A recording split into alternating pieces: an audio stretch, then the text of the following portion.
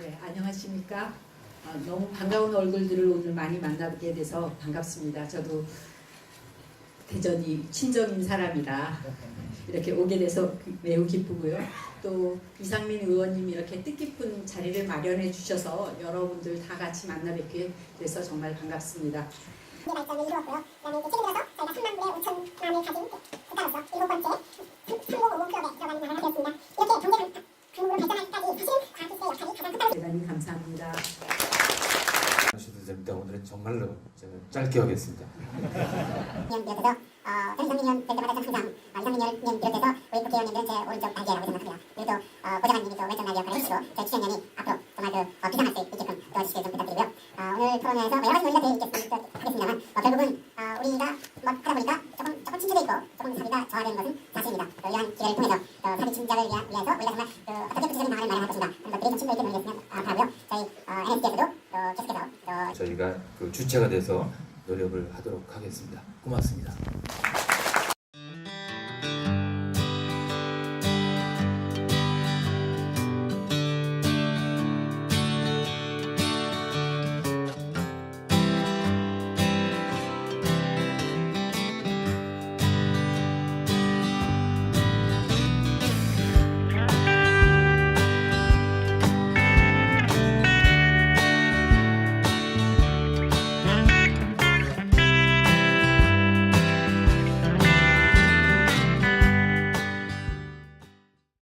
예, 감사합니다.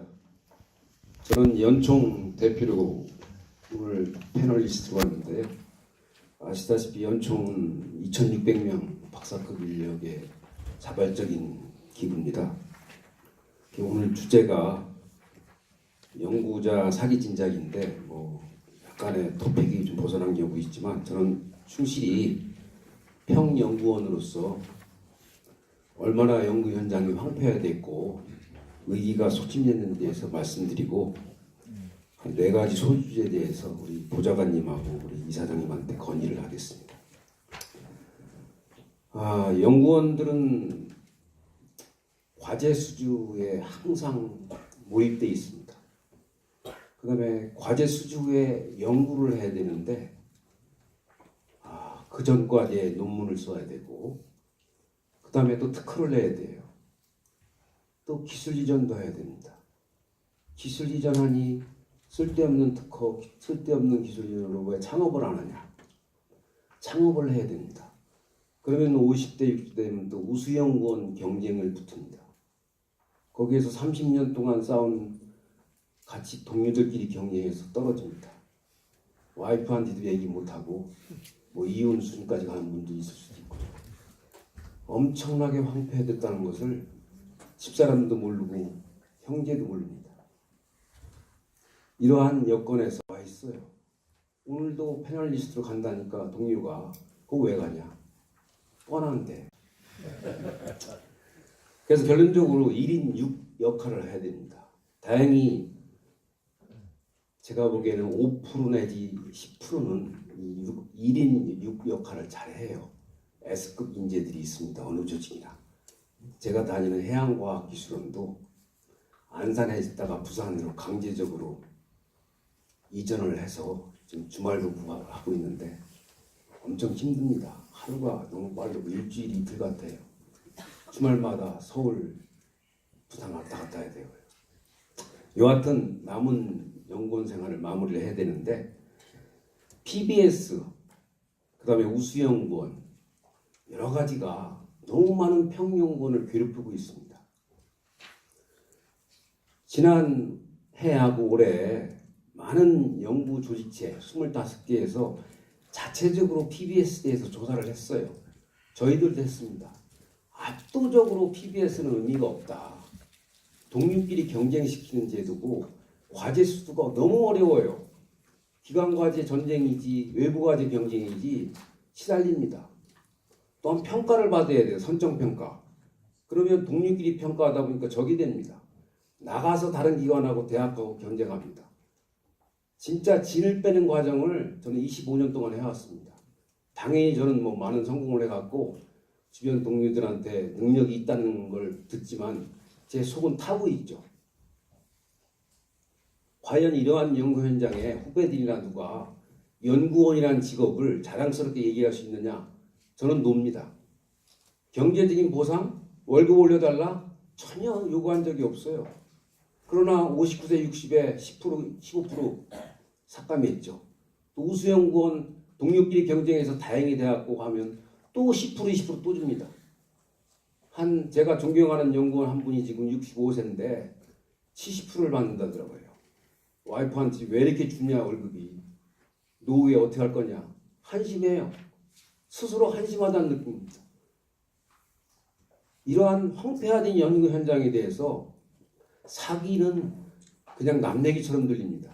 과연 왜 평연구원 입장에서 얘기를 못할까? 우리나라가 출연연구원이 30여 개가 되는 걸 보고 있어요. 국가기관이나. 그러나 정부가 지원하는 국가연구소는 100% 연구비를 받지 않습니까? 우리는 50%, 30%, 17% 줘요. 나머지는 수주해야 됩니다.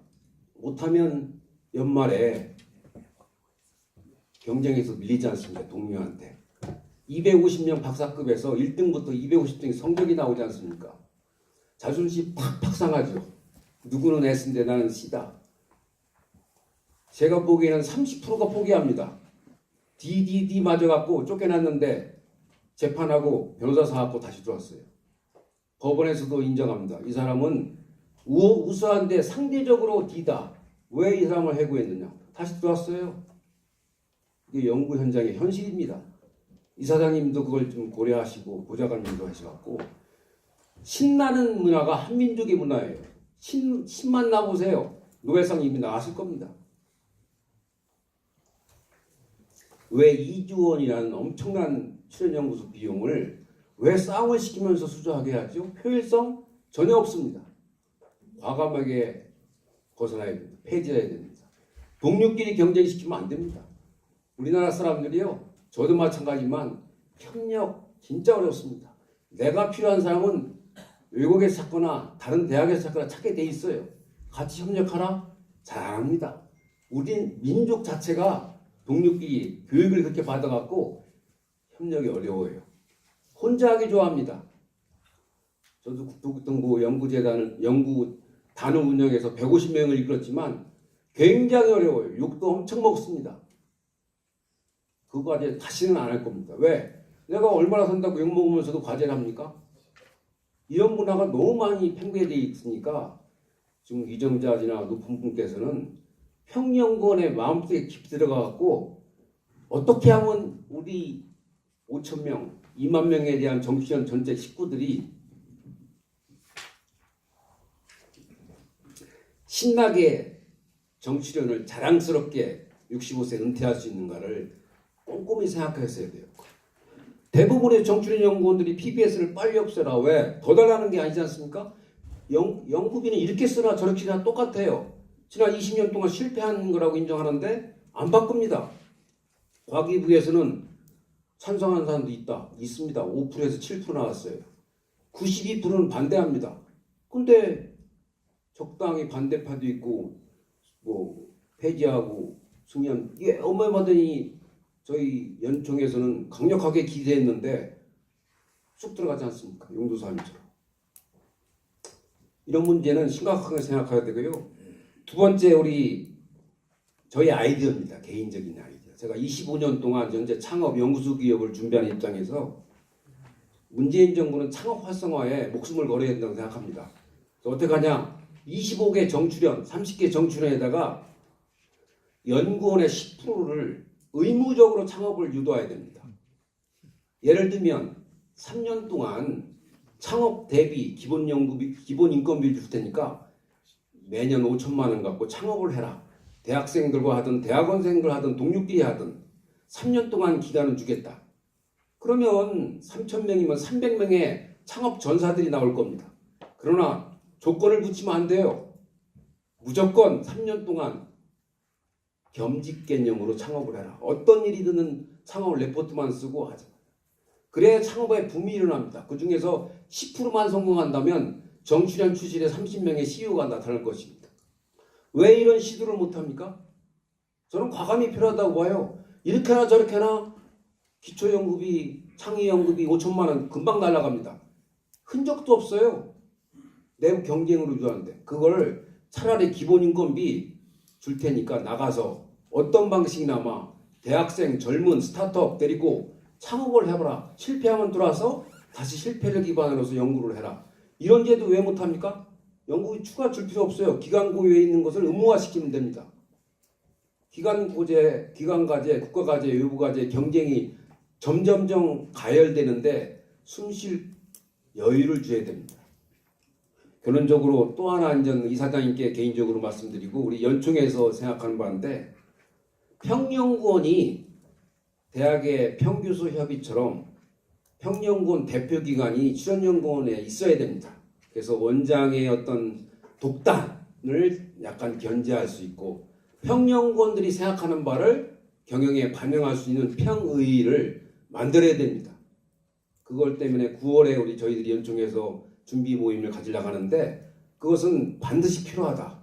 향후 출연연 발전에 굉장히 중요한 역할을 할 것입니다. 그래서 향후 우리 대표 원장을 뽑을 때도 평의가 이사로서 들어가서 역할도 하고 왜? 존경받는 사람이 연구원의 원장이 돼야 합니다. 제가 25년 동안 봐서 연구를 잘하고 존경받는 사람이 된 경우 별로 없습니다. 그 기관에 존경받고 가장 대표적인 사람이 원장이 되었고 해야 존경받고 휘웅에 박수를 받으면서 나가지 그런 경우 많이 못 봤습니다. 결론적으로 이렇게 평의 제도와 창업 의무화 각 기관의 10%는 아마 올해 준비해가지고 내년부터 시행한다면 굉장히 많은 성공의 여파가 있지 않을까 생각해서 드리고요. 연구원 사기 진짜 간단합니다. PBS와 우수연구원 쌈시키지 마세요. 동력기 쌈시키는 제도가 PBS고 우수연구원 제도다. 이거 두 가지는 문재인 정부에서 풀어줘야만이 연구원의 살맛나는 신나는 직장이 돼서 연구를 잘할 수 있고 동료끼리 견제도 안 하고 협력이 가능하다 말씀드리고 싶습니다. 감사합니다. 네.